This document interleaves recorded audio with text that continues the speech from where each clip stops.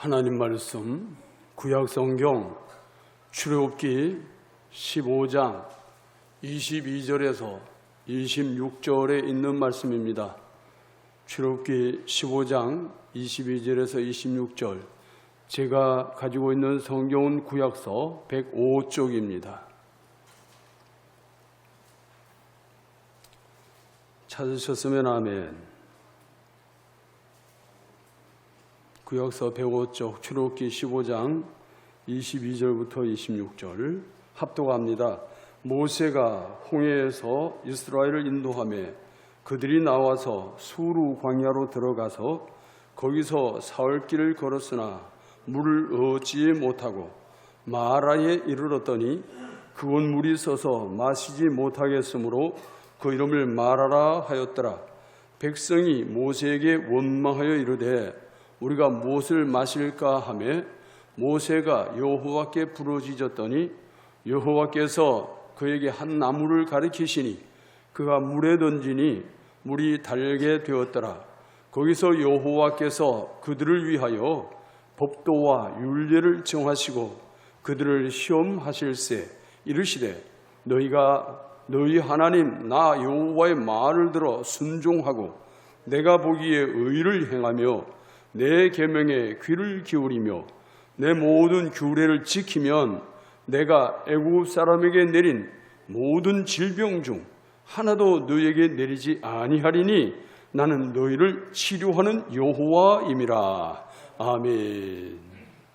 사람이 이 세상에 태어나서 이 땅을 살아가자고 하면 원치 않게 누구든지 본인 의지와 관계없이 여러 가지 짐을 짊어지게 됩니다.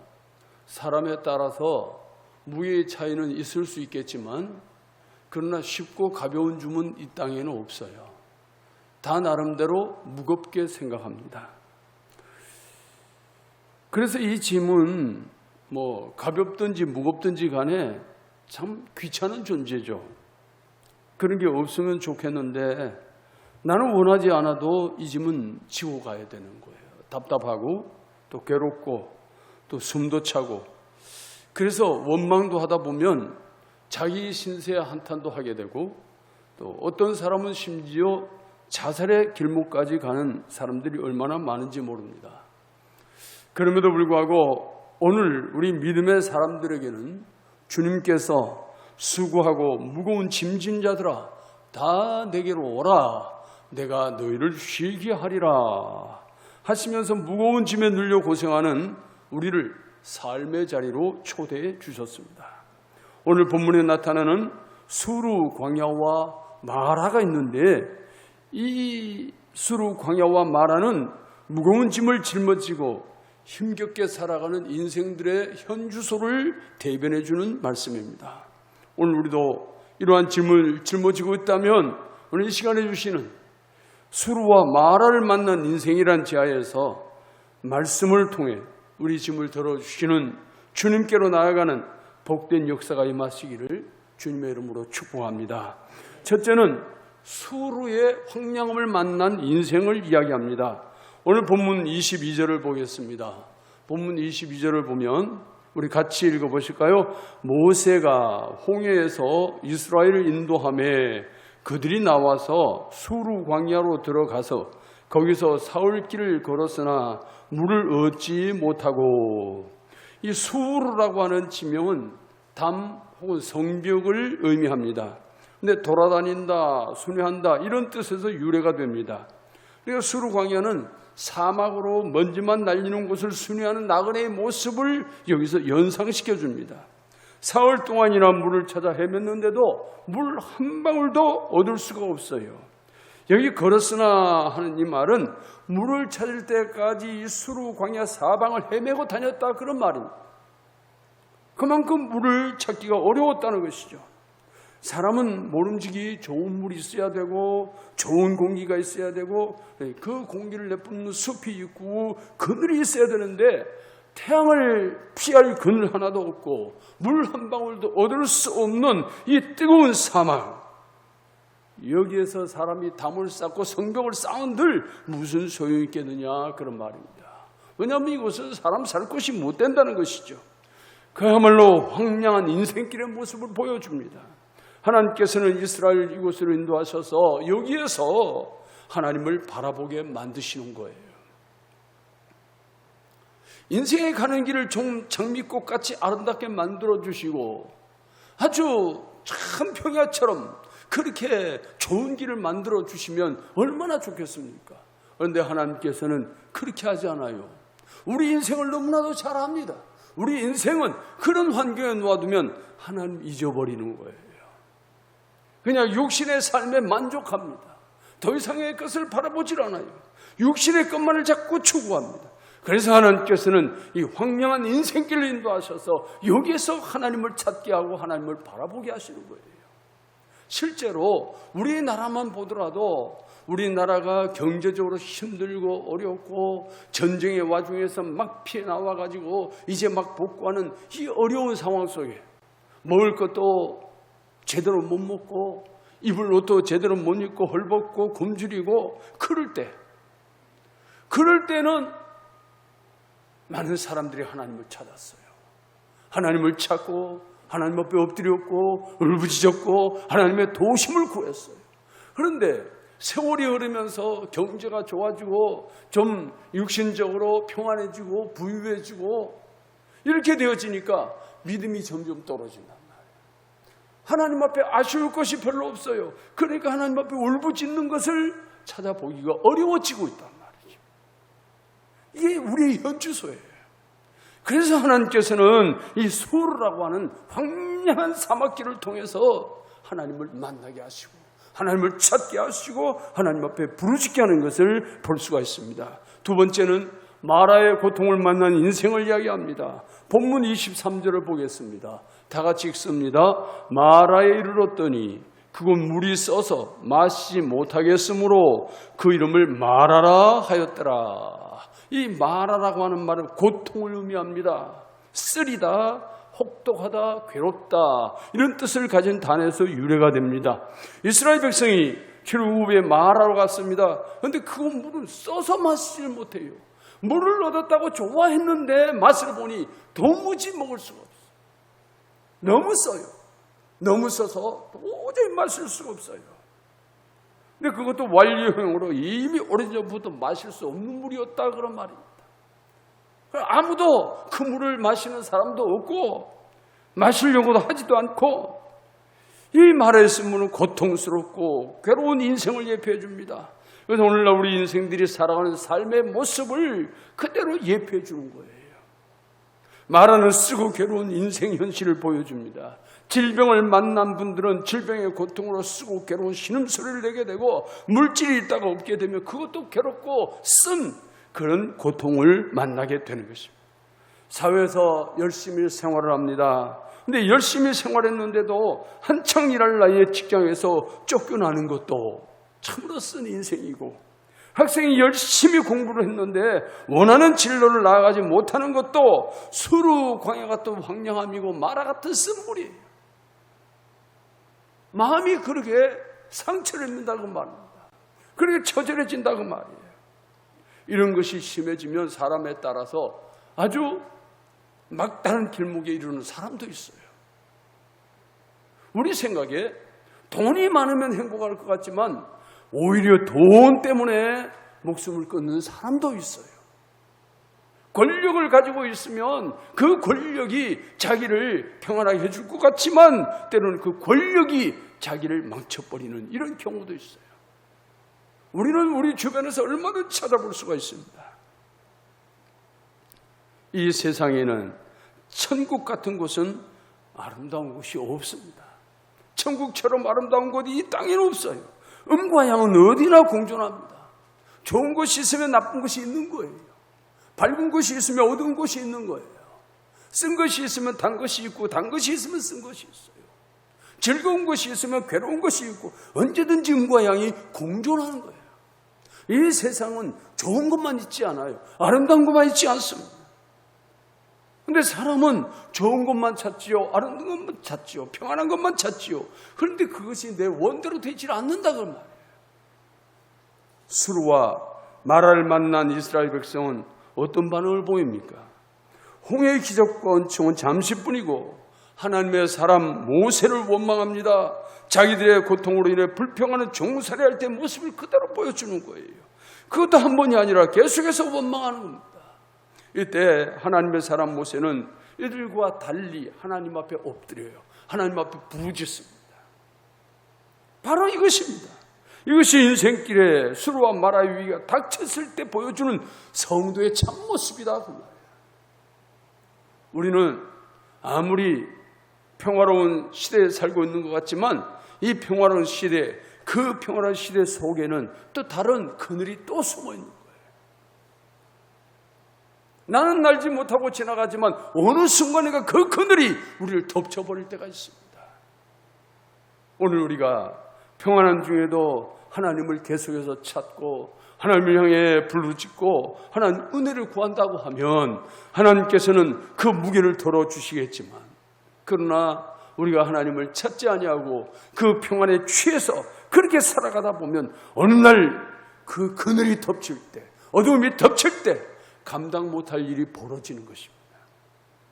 우리 인생에서 수르와 마라의 쓴 고통을 피할 수는 없지만 모세처럼 기도할 때는 그 위기를 극복할 수는 있어요. 하나님은 마라의 쓴물로 인해 기도하는 모세에게 한 나무를 지시하십니다. 문제 해결에 도구를 주시는 거예요. 얼마나 큰 은혜인지 모릅니다. 오늘 본문 25절을 봅니다. 25절 말씀을 같이 읽겠습니다. 모세가 여호와께 부르짖었더니 여호와께서 그에게 한 나무를 가리키시니 그 물에 던지니 물이 달게 되었더라. 아멘.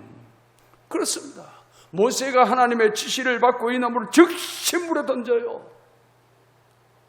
이 나무를 던졌더니 그 자리에서 쓴 물이 단물로 싹 바뀌어버린 거예요.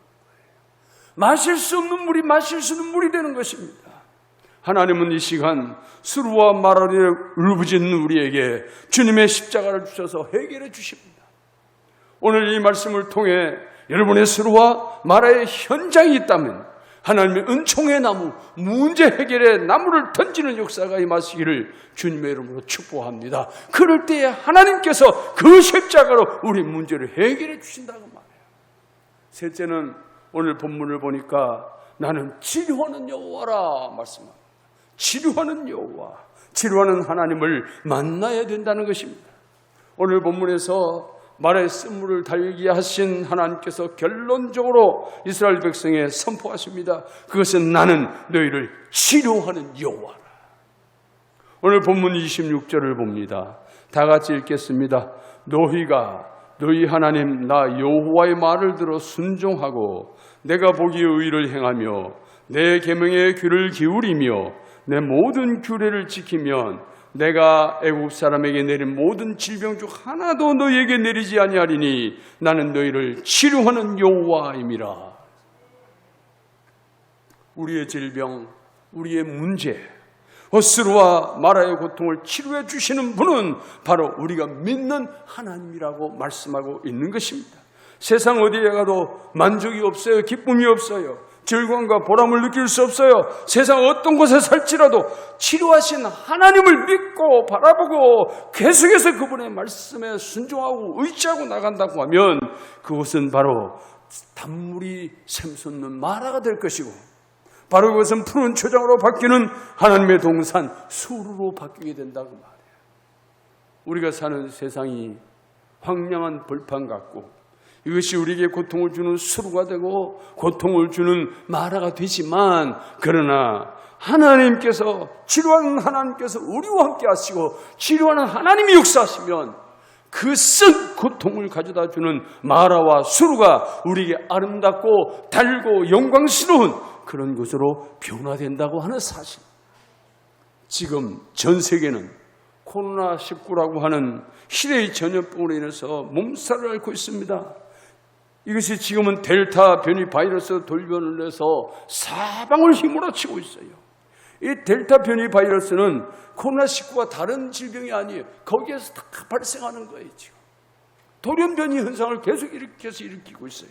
델타 변이 바이러스가 잠잠해지면 또 무엇이 어떻게 바뀌는지 아무도 모르는 거예요. 그죠? 하나님의 은혜가 아니면 해결할 수가 없는 문제. 누가 이 문제를 궁극적으로 해결할 수 있어요? 오늘 본문에서 분명히 말씀합니다. 나는 너희를 치료하는 여호와라. 나라의 지도자일까요? 아니면 의사일까요? 아니죠. 그들은 하나님께서 열어주신 것까지만 할 수 있을 뿐이에요. 하나님이 허락하신 것까지만 하는 거예요. 하나님이 허락하지 않은 것은 사람은 절대로 행할 수가 없습니다. 오직 하나님만이 유일한 해답이십니다. 열왕기하 2장 19절로 22절에 보면 이런 말씀이 있습니다. 엘리야 선지자 때의 일입니다. 여리고성에 흐르는 물이 좋지 않습니다. 농사를 지어도 열매를 맺을 수가 없어요. 열매가 오히려 익기 전에 떨어져 버려요. 이런 상황이 되면 농사하는 사람은 이게 보통 근심이 아니에요. 보통 걱정거리가 아니에요. 열매가 맺혀야 되는데 맺히다가 떨어져 버린단 말이에요. 우리 사택에도 호박을 심었는데 보니까 어떤 거는 열매가 잘 맺어져요. 그래가지고 호박이 아주 참 맛있게 익어가요. 그런데 어떤 거는 어느 정도 가다가는 그만 사라지면서 툭 떨어져 버려요. 병들었다고 말이죠. 그래 지금 이 엘리야 선지자 때 여리고성에 흐르는 물이 좋아야 되는데 물이 안 좋으니까 이 수분을 빨아마신 나무들이 열매를 맺다가 열매가 중간에 툭 떨어져 버려요. 병들어 버린다고 말이에요. 그런데 이때 엘리야 선지자가 소금을 가져다가 물 군에 던졌다고 그럽니다. 그런데 이 문제가 해결이 됐다는 거예요. 소금을 던졌는데, 소금을 뿌렸는데 이 물이 좋아졌다는 거예요. 소금을 뿌려서 물이 좋아진 것이 아니라 하나님이 그 소금을 매개체로 해서 역사하신 거예요. 하나님이 일을 해주신 것입니다. 그런데 이 소금도 깨닫고 보면 영적으로는 예수 그리스도를 예표합니다. 썩은 세상을 바꾸시는 참된 소금의 역할을 하신 분이 바로 예수 그리스도예요. 그러면서 우리에게도 너희도 세상의 소금이 되라고 말씀하고 계시는 것입니다. 예수님은 악취가 나고 부패한 인생들을 십자가 보혈로 깨끗하게 하셨습니다. 쓴물과 같이 결실하지 못하는 우리의 삶의 중심에 그리스도의 소금을 던져야 될 줄로 믿습니다. 우리 한 곳 더 찾아봅니다. 열왕기하 2장 21절 말씀입니다. 열왕기하 2장 21절 말씀 우리 다 같이 읽겠습니다. 엘리사가 물 근원으로 나아가서 소금을 그 가운데에 던지며 이르되 여호와의 말씀이 내가 이 물을 고쳤으니 이로부터 다시는 죽음이나 열매 맺지 못함이 없을지니라 하셨느니라. 아멘. 엘리사가 물 근원으로 나아가서 소금을 그 가운데 던지면서 하는 말, 여호와의 말씀이 내가 이 물을 고쳤으니. 그러니까 소금을 던져서 물이 좋아진 것이 아니고 그 소금을 매개체로 해서 하나님이 이 물을 고치셨다 그런 말이에요. 이로부터 다시는 죽음이나 열매 맺지 못함이 없으리라. 하나님의 선포예요. 이것이 바로 하나님의 응답이었습니다. 예수님께서는 십자가 위에서 우리의 병과 우리의 연약함과 사망을 몰고 온 죄악을 친히 담당하시고 송두리째 다 짊어지셨어요. 우리의 짐을 주님께로 다 옮겨버리신 거예요. 그러므로 비록 우리의 삶에 코로나로 인한 경제적인 고통이 있고 삶의 고통이 있고 이렇게 수로와 마라의 고통처럼 임했을지라도 우리에게는 분명한 소망이 있습니다. 왜? 우리를 고쳐주실 예수 그리스도 그분이 계시기 때문에 주님의 십자가를 모든 질병의 군원에 던져버립시다. 우리와 자녀의, 우리의 사업, 우리의 직장, 우리의 가정에 고통이 왔다면 주님의 십자가로 믿음으로 던져버리자고. 그러면 어둠의 긴 터널을 지나서 밝은 빛이 나오는 것처럼 하나님의 놀라운 기적의 역사가 우리 성도들의 삶의 현장에 나타나기를 예수님의 이름으로 축복합니다. 오늘 주시는 이 귀한 말씀을 가슴에 새기면서 우리에게 희망이 있고 소망이 있어요. 우리 주변이 온통 어둠으로 뒤덮여 있다고 할지라도 하나님이 한 번 일하시면 그 어둠은 다 물러가고 빛으로 환히 비춰지는 것입니다.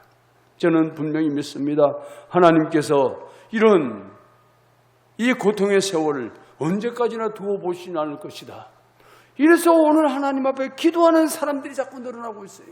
마음 놓고 예배 못 드리고 마음 놓고 모이지 못하고 그러지만은 있는 곳에서 하나님 앞에 울부짖는 영혼들이 분명히 있다고 하는 사실. 하나님 앞에 울부짖고 하나님의 도우심을 구하고 아버지 하나님 우리가 공동체로 모여서 예배할 수 있는 자유로운 환경을 허락해 주시고 하나님 이 나라 이 땅을 불쌍히 여겨주시고 아버지여 공의를 베풀어 주시고 이 전염병이 다 물러가고 우리 하나님의 은혜 가운데 일상으로 돌아가서 하나님을 더 기쁘시게 하는 거룩한 역사가 있게 해달라고 기도하는 일꾼들이 분명히 우리 주변에 있습니다. 이런 일꾼들 때문에 하나님은 분명히 일하실 줄로 믿습니다. 역사하실 줄로 믿습니다. 우리 가운데 크신 은혜로 일해 주실 줄로 믿습니다. 아무쪼록 여러분의 삶에 주님의 이 치료의 역사가 아름답게 나타나기를 예수님의 이름으로 축복합니다. 예수님의 이름으로 축복합니다.